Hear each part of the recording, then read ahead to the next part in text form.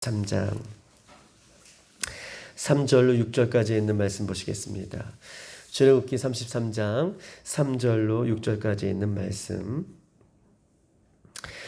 출애굽기 33장 3절로 6절까지 있는 말씀, 저와 여러분 한 절씩 그렇게 교독하시겠습니다. 너희를 적과 꿀이 흐르는 땅에 이르게 하려니와 나는 너희와 함께 올라가지 아니하리니 너희는 목이 곧은 백성인즉 내가 길에서 너희를 진멸할까 염려함이니 하시니.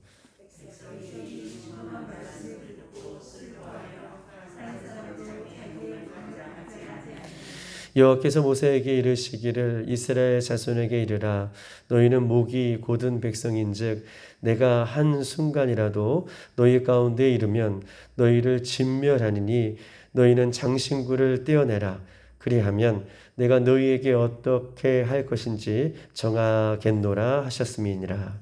이스라엘 자손이 호렙산에서부터 그들의 장신구를 떼어내니라. 아멘. 오늘 하나님의 말씀이 우리에게 들려질 때에 우리가 버려야 할 것은 버리고 말씀 앞에 새롭게 설 수 있는 저희들의 되기를 주님의 이름으로 축복합니다. 금송아지의 사건의 결과들이 계속해서 오늘 본문 속에서도 이어지고 있습니다. 왜냐하면 이 금송아지 우상의 이 사건들이 하나님 보시기에는 얼마나 악한지 계속해서 이 금송아지 우상 숭배에 대한 이 결과에 대한 부분들을 이 백성들에게, 우리들에게도 동일하게 이 아침에 우리에게 들려주고 계시죠.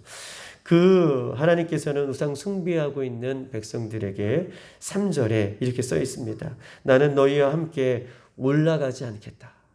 나는 너희와 함께 올라가지 않겠다라고 하는 하나님의 상한 마음, 우상 숭배를 함으로 말미암아 여전히 하나님께서 상한 마음을 그대로 이스라엘 백성들에게, 하나님의 백성들에게 말씀하고 계셔요. 나는 너희와 함께하지 않겠다. 너희와 올라가지 않겠다. 그러나 너희 조상에게 약속해 주신 그 약속은 내가 지키겠다라고 어저께 이어 오늘도 하나님께서는 말씀하고 계십니다. 여러분 보십시다. 아무리 좋은 것이 우리에게 있을지라도, 아무리 좋은 것, 아무리 좋은 약속의 땅, 가나안 땅, 여러분 보십시다. 하나님께서는요, 이스라엘 백성에게 아브라함과 이삭과 야곱의 땅, 그 약속한 땅, 약속을 지켜주시겠다라고 말씀해 주셨지만 그 약속의 땅, 가나안 땅에 아무리 좋은 곳에 들어간다 할지라도 거기에 하나님이 계시지 아니한다면, 거기에 하나님이 없으시다면 그것이 무슨 소용이 있겠습니까? 약속의 땅, 그 땅을 내가 주마. 그러나 나는 너희와 함께 올라가지 않겠다. 거기에 하나님께서 계시지 않는다면 그것은 헛된 것이다 라고 얘기할 수 있는 것이죠.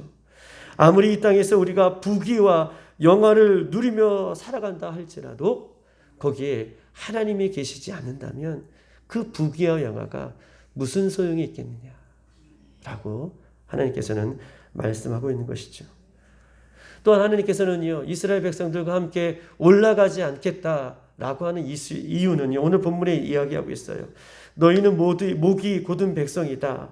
즉 하나님 앞에 죄를 범한 너희들이기 때문에, 죄를 범한 너희들이 거룩하신 하나님을 만난다면 어떻게 해요? 너희들이 진멸될까 봐 내가 너희들과 함께 올라가지 않겠다라고 3절에 이렇게 이야기하고 있어요. 우상 숭배를 한 너희들, 죄를 지은 너희들이 나의 백성일지라도 나는 거룩한 하나님이시기 때문에 거룩한 하나님 앞에 너희들이 산다면, 내가 너희들을 만난다면 너희들을 진멸할까, 너희들을 다 죽일까, 그렇게 염려하기 때문에 내가 너희들과 함께 할 수 없다라고 말씀을 하고 있는 것입니다.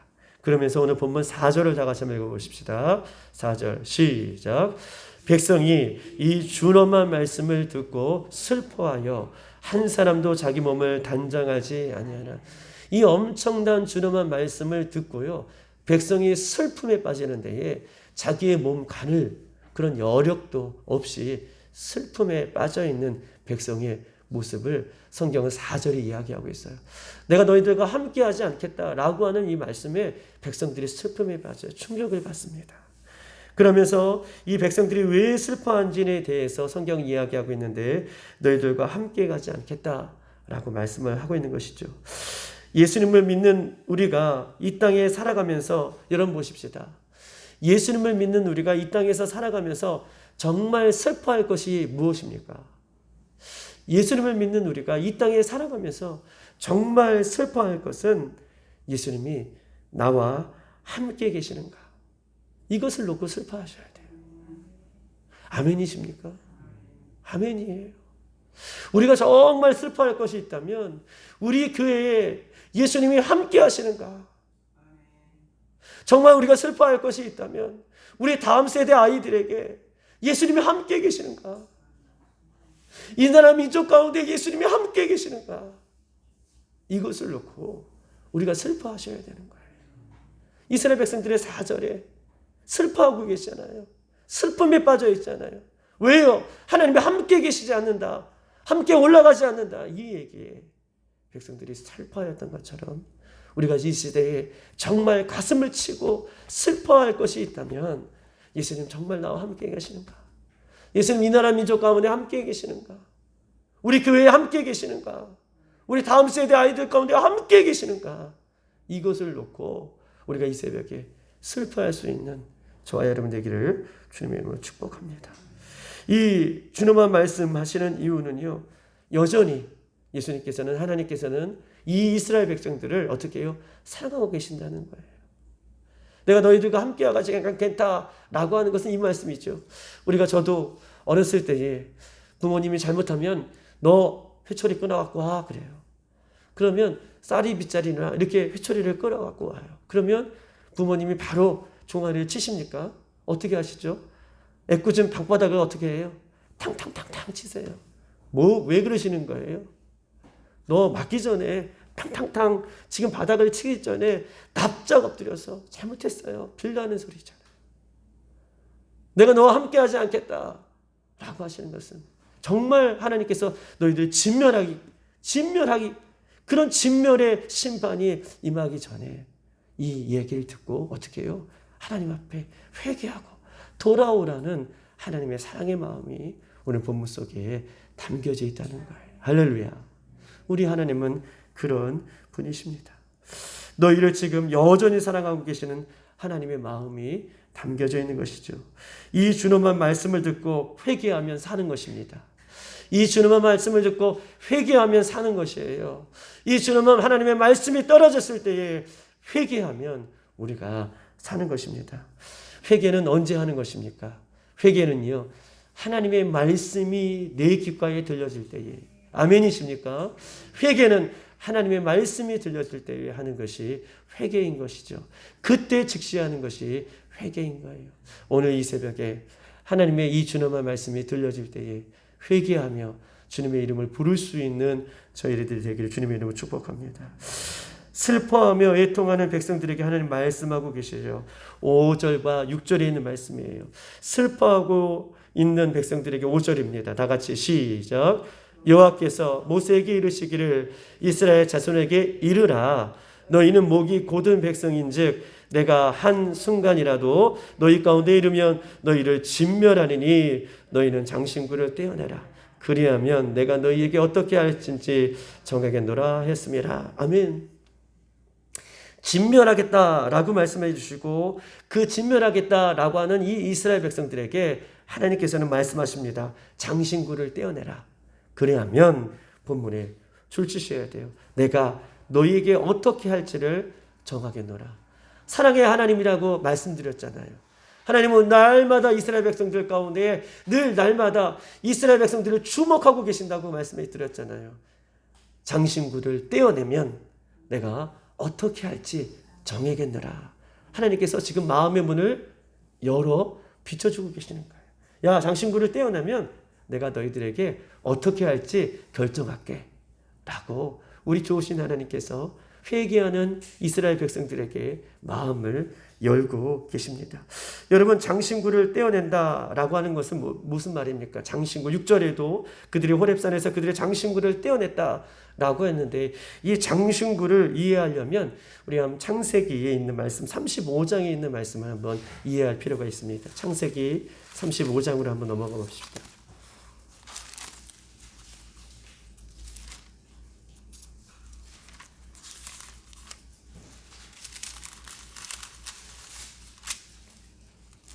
창세기 35장 우리 2절로 4절까지 있는 말씀입니다.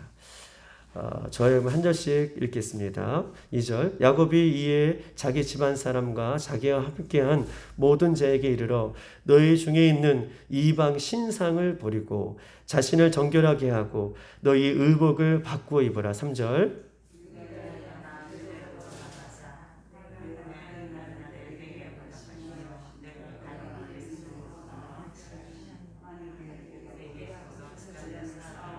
4절 그들이 자기 손에 있는 모든 이방 신상들과 자기 귀에 있는 귀걸이들을 야곱에게 주는지라. 야곱이 그들을 세겜 근처 상수리 나무래 안에 묻고. 아멘.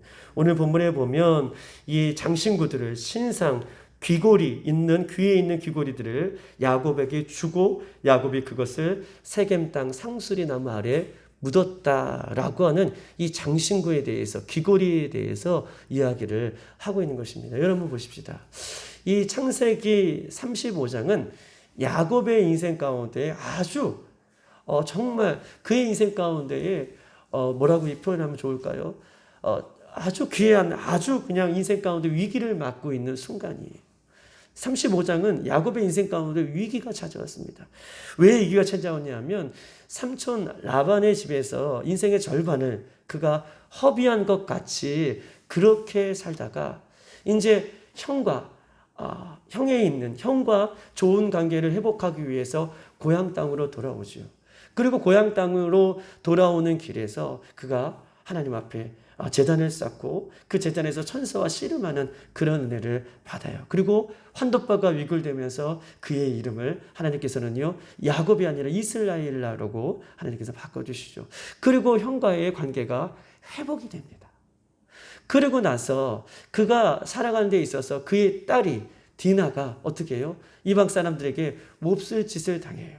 그리고 이런 환경들이 어떻게 보면 고향 땅으로 들어와서 그가 편하게 정말 하나님의 은혜 가운데 살아갈 수도 있음에도 불구하고 그의 인생 가운데는 어려운 순간들이 딸이 그렇게 어려운 순간을 맞고 있을 때에 오늘 창세기 35장에 야곱이 결단하게 되는 거예요. 야, 우리가 다시 베델로 올라가자. 베델로 올라가자라고 그렇게 고백을 하는 것입니다. 여러분 베델은 무엇입니까? 야곱의 인생에서 베델은요 하나님이 그를 만나 주셨던 장소가 베델인 것이죠. 야곱의 인생 가운데 베델은 하나님이 그를 만나 주셨던 장소가 베델이에요. 우리의 신앙이 참된 믿음인가? 나의 신앙이 참된 모습인가? 이것은 언제 결정이 되는 것입니까? 여러분 보십시다. 나의 신앙이 나의 믿음이 참된가? 그렇지 못한가를 결정할 수 있는 결정이 되어주는 순간은 어려운 순간이 찾아왔을 때에 내가 그 어려운 순간을 어떻게 반응하느냐, 이 어려운 순간들을 어떻게 이겨내느냐, 이것을 보면 나의 믿음이 또 나의 신앙이 참되구나라는 것을 알 수가 있다는 것이죠. 야곱은요 인생 가운데 가장 어려움이 찾아왔을 때에 하나님이 함께 하셨던 그곳 베델로 그가 올라갑니다. 그리고 2절에 거기에서 제단을 쌓았다라고 말씀하고 계셔요. 거기에서 예배했다는 거예요. 거기에서 기도했다는 거예요. 어려운 순간에 베델로 올라가서 하나님을 만나는 그곳에 올라가서 어려운 순간에 예배했고 어려운 순간에 기도했고 어려운 순간에 하나님을 찾습니다. 야곱은 가장 어려운 순간에 예배를 찾고 기도했죠. 그런데 대부분 신앙을 하는 우리들은, 저와 여러분들은 때로는 어려움이 닥치면 사람을 찾아가게 되고 환경을 찾아가게 되고 또한 어려움이 순간에 찾아온다면 예수님을 떠나고 교회를 떠나고 예배를 떠나고 기도를 떠나며 마치 예수님의 제자들이 3년 반 동안이라도 예수님을 향해서 말씀을 듣고 기적을 보았고 예수님을 통해서 그 말씀을 진리의 말씀을 들었음에도 불구하고 예수님을 떠나갔던 것처럼 문제가 생기면 어려움이 생기면 오늘 야곱처럼 하나님이 있는 곳, 말씀이 있는 곳, 예배가 있는 곳, 기도가 있는 곳, 그곳이 우리 빌라델비아가 되기를 소망합니다. 그것이 여러분이 다시 찾는 회복의 역사가 일어나는 그곳이 여러분 가운데에 회복되어지기를 소망해요. 여러분, 우리는 어디로 갑니까? 하나님이 함께 계시는 것, 이 어려우면 어려울수록 베델로 올라가셔야 돼요. 예수님께 예배하고 예수님께 기도하고 그 응답이 이루어지는 그곳으로 찾을 때에 우리는 넘어지는 인생이 아니라, 쓰러지는 인생이 아니라 다시 회복되게 되는 인생인 줄 믿습니다. 야곱은요, 창세기 35장 그렇게 1절 2절에 가장 어려운 순간에 베델로 올라가서 예배를 회복합니다. 기도를 회복합니다. 그리고 하나님 앞에 제단을 쌓았다라고 얘기하고 있어요. 그러면서 2절에 야곱이 이에 자기 집안 사람들과 자기와 함께한 모든 사람들에게 이르러 말하는 거예요. 너희 중에 있는 이방 신상들을 버리고 너희들을 정결하게 해라. 베델로 올라가면서, 하나님이 있는 그곳으로 올라가면서 너희 안에 있는 이방 신상들을 버려라 라고 이야기하고 있습니다. 이방 신상들, 그때의 이방 신상들은요,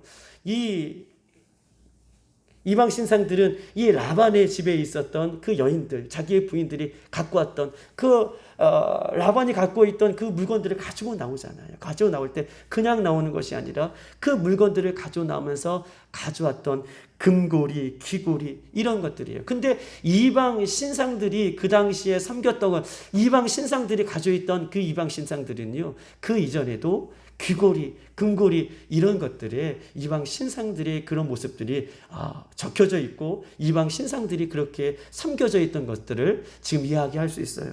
우리가 보겠지만 이스라엘 백성들이 출애굽하면서 하나님께서는요, 이 애굽 사람들에게 있어서 가지고 있었던 금고리, 귀고리 이런 것들을 그냥 나올 때에 이스라엘 백성들이 그냥 나온 것이 아니라 그 사람들에서 빼어 가지고 나오듯이 그 사람들 가운데 가지고 나왔잖아요. 금고리나 금거리나 또 가락지나 이 좋은 보석들을 이스라엘 백성들이 애굽 사람 밑에서 출애굽할 때 가져 나왔을 때에 이 가져 나온 신상들을 이야기하는 거예요. 금고리, 귀고리 여기에 이방 신상들이 함께 있었음을 지금 본문은 35장은 이야기를 하고 있는 것입니다. 우리 한번 35장 4절을 한번 보십시다. 다 같이 시작. 그들이 자기 손에 있는 모든 이방 신상들과 자기 귀에 있는 귀고리들을 야곱에게 주는지라. 야곱이 그것들을 세겜 근처 상수리 나무 아래에 묻고, 보십시다. 4절에 자기 손에 있는 모든 이방 신상, 손에 있어요. 손가락에 있는 것이 무엇이겠습니까? 반지잖아요. 거기에 이방 신상이 있다는 거예요. 또한 자기 귀에 있는 귀고리들이 야곱에게 주니라.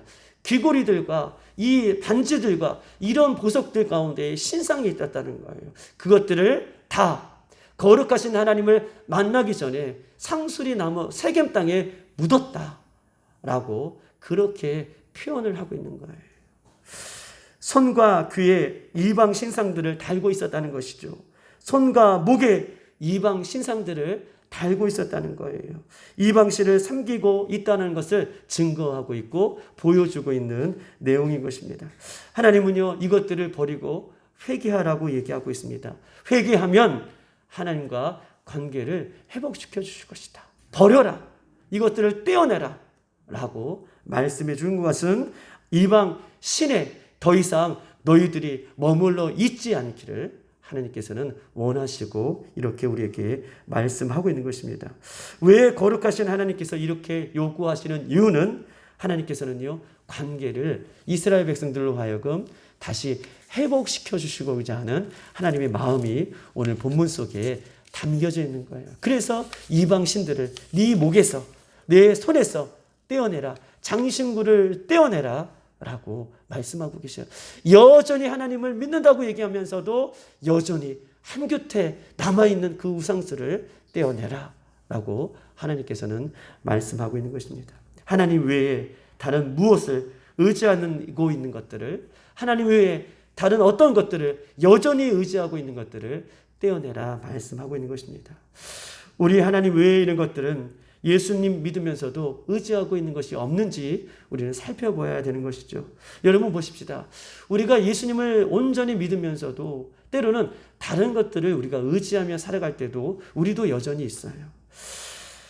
왜 우리가 예수님을 믿으면서도 때로는 다른 것들을 의지하며 우리가 살아가며 그렇게 연약한 모습이 우리 가운데 있는 이유는 무엇입니까?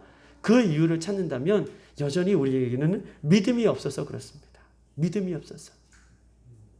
하나님께서 나를 책임져 주시겠다라는 말씀에 믿음이 없어서, 하나님께서 나를 구원해 주시겠다라고 하는 그것에 대한 믿음이 여전히 없어서, 하나님께서 나를 약속의 땅 천국으로 인도하시고 인도하는 모든 순간까지 나와 함께 하시겠다라고 하는 이스라엘 백성들 가운데에 그 믿음이 없어서 지금 하나님 외에 다른 것들을 의지하고 섬기는 모습을 이야기하고 있는 것입니다.